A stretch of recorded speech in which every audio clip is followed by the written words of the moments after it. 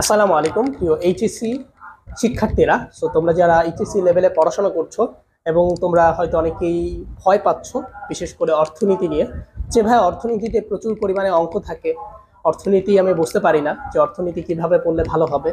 So বিশেষ করে অর্থনীতির একটা খুবই গুরুত্বপূর্ণ অধ্যায় বা চ্যাপ্টার, যেটাকে বলা হচ্ছে উৎপাদন সম্ভাবনা রেখা। সো এই টপিকটা থেকে প্রতি বছরই পরীক্ষায় প্রশ্ন আসে এবং এই প্রশ্নটা আমরা গত ক্লাসে একটা প্রশ্ন আমরা এই উৎপাদন সমানুপাতিক রেখার উপর শিখেছিলাম। সো আজকে আমরা উৎপাদন সমানুপাতিক রেখার উপর আরেকটা টপিক, অর্থাৎ আরেকটা বিষয় সৃজনশীল প্রশ্ন শেখার চেষ্টা করব, যেটা কিনা সৃজনশীলের ঘ নাম্বারে আসে। সো তোমরা যারা আছো তোমরা কাইন্ডলি এই ভিডিওটা দেখো একদম ফার্স্ট থেকে লাস্ট পর্যন্ত। আশা করছি যে উৎপাদন সমানুপাতিক রেখা থেকে যদি কোনো প্রশ্ন আসে তোমাদের এই সমস্যাটা ইনশাআল্লাহ দূর হয়ে যাবে। সো আমরা শুরু করছি আমাদের ভিডিওটি। খেয়াল করো, তোমাদেরকে উৎপাদন সরলরেখার জন্য এরকম একটা বক্স দিয়ে দেওয়া হয় এবং এই বক্সের মধ্যে তোমাদেরকে বলা হয় যে উৎপাদন সমনা রেখার উপরের বিন্দুতে বিন্দুতে এবং এফ বিন্দুতে উৎপাদন করলে কি হবে। এখন তোমার প্রশ্ন হচ্ছে যে তোমাকে এই প্রশ্নটা বলা হয়েছে, এর মানে হচ্ছে যে এই প্রশ্নটা এইটা যে উৎপাদন সরলরেখার উপরের বিন্দু, ভেতরের বিন্দু, বাহিরের বিন্দুগুলোতে যদি আমি উৎপাদন করি সেক্ষেত্রে উৎপাদনটা কেমন হবে। এর ফার্স্টে তোমাকে কি করতে হবে, অবশ্যই উৎপাদন সরলরেখার একটা চিত্র অঙ্কন করতে হবে, যেটা কিনা আমরা শিখিয়েছিলাম তোমাদের গত ক্লাসে।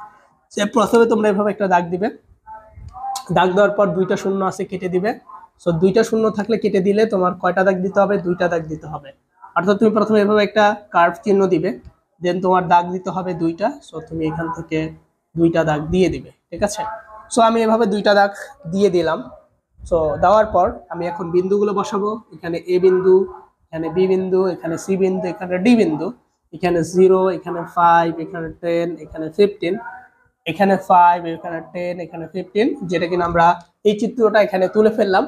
এবং বলা হয়েছে যে ই বিন্দু এবং এফ বিন্দু, খেয়াল করো তাহলে এটার ভেতরে যে বিন্দুটা আছে সেই ভেতরের বিন্দুটার নাম হচ্ছে ই বিন্দু এবং বাহিরে একটা বিন্দু থাকবে সেই বিন্দুটার নাম হচ্ছে এফ বিন্দু।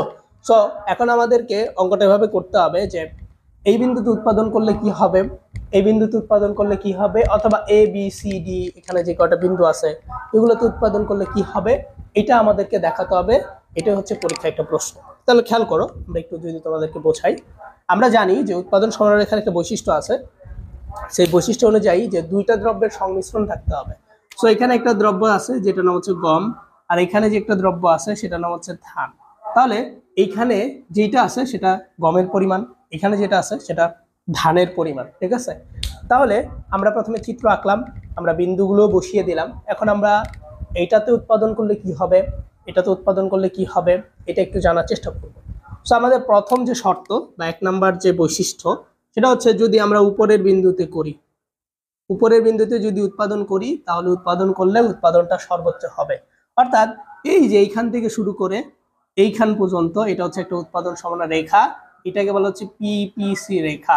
পিপিসি মানে প্রোডাকশন পসিবিলিটি কার্ভ, যেটাকে আমরা প্রথমে বলেছিলাম তোমাদেরকে যে প্রোডাকশন পসিবিলিটি কার্ভের সংক্ষিপ্ত রূপকে পিপিসি বলা হয়, যার বাংলা হচ্ছে তোমার উৎপাদন সম্ভাবনা রেখা। সো এখানে এই উৎপাদন সমানা রেখার যে উপরের বিন্দুটা আছে, অর্থাৎ এই রেখাটার মধ্যে যদি আমি উৎপাদন করতে চাই তাহলে উৎপাদনটা সর্বোচ্চই বেশি হবে। তাহলে এখানে যদি উৎপাদন করি উপরে, তাহলে আমার 1 নাম্বার হচ্ছে যে সম্পদের পূর্ণ ব্যবহার হচ্ছে। কি হচ্ছে?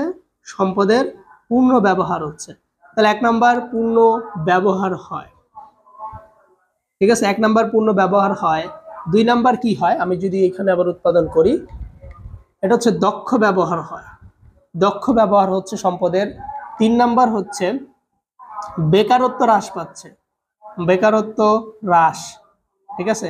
আর 4 নাম্বার হচ্ছে যে কর্মসংস্থান বৃদ্ধি, কর্মসংস্থান বৃদ্ধি পাচ্ছে। এখন এই যে 4টা বিষয় আছে, বা এখানে সম্পূর্ণ ব্যবহারও বলতে পারি, সর্বোচ্চও বলতে পারি।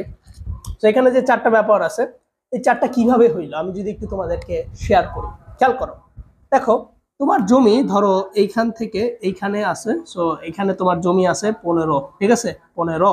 সো 15 একর তোমার জমি আছে। সো এই 15 একর জমিতে যদি তুমি সম্পূর্ণতে উৎপাদন করো অবশ্যই তোমার উৎপাদনটা একটু বেশি হবে। এবং সম্পূর্ণ জমিতে যদি তুমি উৎপাদন করতে চাও তাহলে অবশ্যই তুমি 1 নাম্বার কি করবা, শ্রমিক নিবা। যদি শ্রমিক নাও তাহলে বেকারত্ব কমে যাবে। কিভাবে বেকারত্ব কমে যাবে খেয়াল করো, যদি তুমি শ্রমিক নাও, এর মাধ্যমে অনেকগুলো লোক যারা আগে কাজ করতো না তারা তোমার জমিতে আসবে কাজ করার জন্য, এর মাধ্যমে হচ্ছে শ্রমিক কমে গেল, শ্রমিক বৃদ্ধি পেয়ে গেল এবং বেকারত্বটা কমে গেল। ঠিক আছে, দেন কর্মসংস্থান কিন্তু বৃদ্ধি পেয়ে গেল। এই যে তুমি ধানের জন্য এতগুলো মানুষকে আনতেছো তোমার জমিতে, তারা একটা কর্মসংস্থান পেলো, তারা কাজ করার সুযোগ পেলো।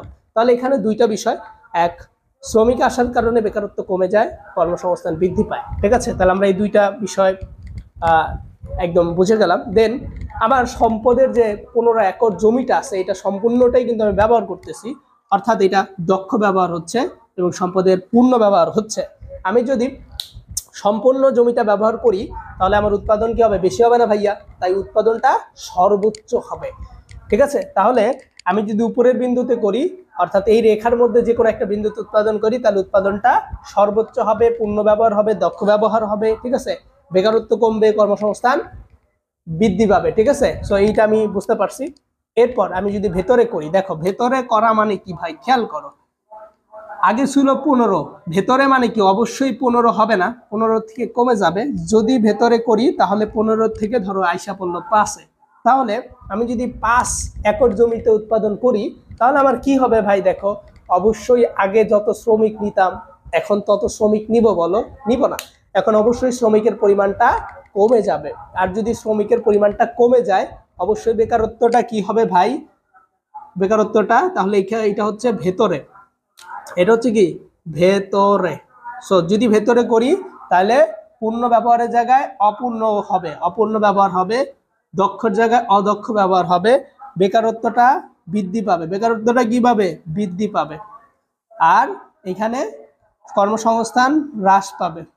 ঠিক আছে, তাহলে আমি যদি ভেতর উৎপাদন করি তাহলে উপরে যে উৎপাদন করলে যেটা হইতো সেটার উল্টাটা হবে। ঠিক আছে, বুঝতে পারছো?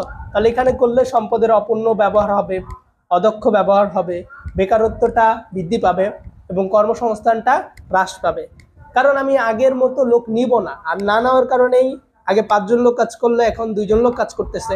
সো অবশ্যই 3 জন বেকার হয়ে গেল, আবার 3 জনের কর্মসংস্থানটা কমে গেল। সো এটা বুঝতে পারছো? তাহলে আমরা যদি ভেতর উৎপাদন করি এই বিন্দুতে তাহলে এই কয়েকটা বিষয় দেখা দিবে। ঠিক আছে, আর এফ বিন্দু যেটা আছে ভাই, এটাকে বলা হচ্ছে অর্জনযোগ্য অঞ্চল। অর্থাৎ এখানে তুমি চাইলে উৎপাদন করতে পারবে, বাট না করাই ভালো। কারণ তুমি যদি উৎপাদন করতে চাও অবশ্যই উৎপাদন বেশি হইতে পারে, কম হইতে পারে, বাট একটা জিনিস খেয়াল করবে, যখন তুমি নিজের জমি বাদ দিয়ে অন্য মানুষের জমিতে উৎপাদন করতে যাবে তখন অবশ্যই তার থেকে হয় জমিটা তোমার টাকা দিয়ে নিতে হবে অথবা কোনো মাধ্যমে নিতে হবে, তখন কিন্তু তাকে একটা টাকা দিতে হবে। এবং তুমি যদি লস খাও সেক্ষেত্রে কিন্তু সেইটার ভাগিদার হবে না, সেটার টাকাটা নিবেই। সো অবশ্যই তোমার নিজের জমিতে উৎপাদন করাই বেস্ট। তাই এখানে যদি তুমি উৎপাদন করো, এই অঞ্চলটার নাম হচ্ছে অর্জনযোগ্য অঞ্চল। অর্থাৎ অর্জনযোগ্য অঞ্চল মানে বোঝানো হচ্ছে যে সম্পদের পূর্ণ ব্যবহার হচ্ছে না এখানে, অর্থাৎ অর্জনযোগ্য অঞ্চল। সো তোমরা যারা আছো এটা ভালো করে বুঝে নাও, এটা হচ্ছে অর্জনযোগ্য অঞ্চল, অর্থাৎ এখানে চাইলেই সবকিছু অর্জন করা সম্ভব না, এখানে কিছু সীমাবদ্ধতা আছে। সো 1 নাম্বার হচ্ছে যেমন তোমার জমির সীমাবদ্ধতা। ঠিক আছে, এইরকম কিছু সীমাবদ্ধতা আছে, যেমন তোমার 1 নাম্বার জমির সীমাবদ্ধতা আছে, তোমার হচ্ছে সম্পদের সীমাবদ্ধতা আছে, মজুরির সীমাবদ্ধতা আছে। এইরকম সীমাবদ্ধতাগুলো আমরা হচ্ছে এই এফ বিন্দুতে দেখতে পাই। সো আমি যদি এটা তোমাদেরকে আশা করছি যে সম্পূর্ণটা বোঝাতে পারছি। সো তোমরা যারা যারা এখন বুঝতে পারোনি তোমরা চাইলে কমেন্টে জানাতে পারো।